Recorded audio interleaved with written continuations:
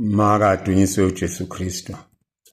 Izwi elifundiwe namhlanje liqhubeka nomaye bakaJesu abasho kubaFarisi. Matthew 23 verse 25, 26 ukuhlanza ungaphandle kuye ongaphakathi. Mhlambe kubalekile siphinde sisho ukuthi abaFarisi kwakungebona abantu ababi. Abantu abamlando wabo bawutracer kuDaniel naleza insizwe ezintathu uMeshaki, Abednego noShadrach. Abawutracer kuEzra okwathi ekudingisweni babambelele emthethweni.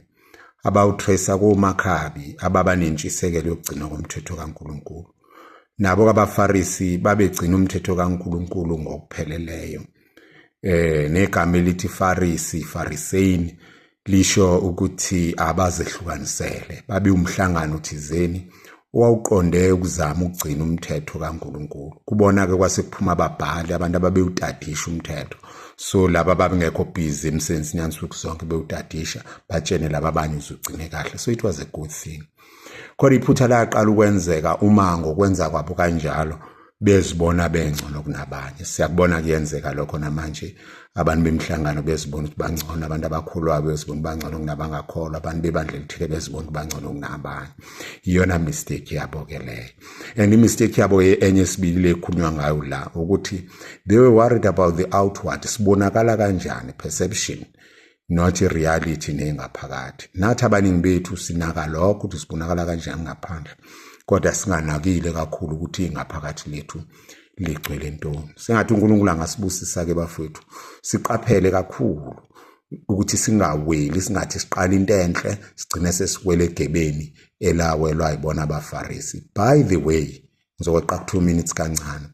By the way, uJesu kahlehle wahlela ukusindisa abantu ukuthi kanjani asazi. Kodwa banqaba abaFarisi nababhali ukwamukela usindiso.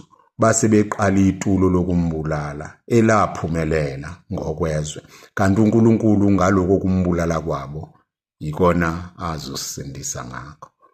So uNkulunkulu akuyena umuntu onenhliziyo embuthanda ubindodana yakhe ife. Angaze kubizwa kanjani infanticide ngesingisi, umuntu obulala ingane yakhe njengo Molech. uNkulunkulu is not that. uNkulunkulu ayefuna ukusindisa thina. Rejection yethu yosindiso yagcina itulo lokuthi uJesu abulawe, mase ebulewe uJesu noma ekubulaweni kwakhe uNkulunkulu wakuphendula wakwenza kwabo usindiso lethu wagcina enqobile. Anyway, uNkulunkulu anibusise ngegama likaYise wenendodana noMoya Ocwebileyo. Amen.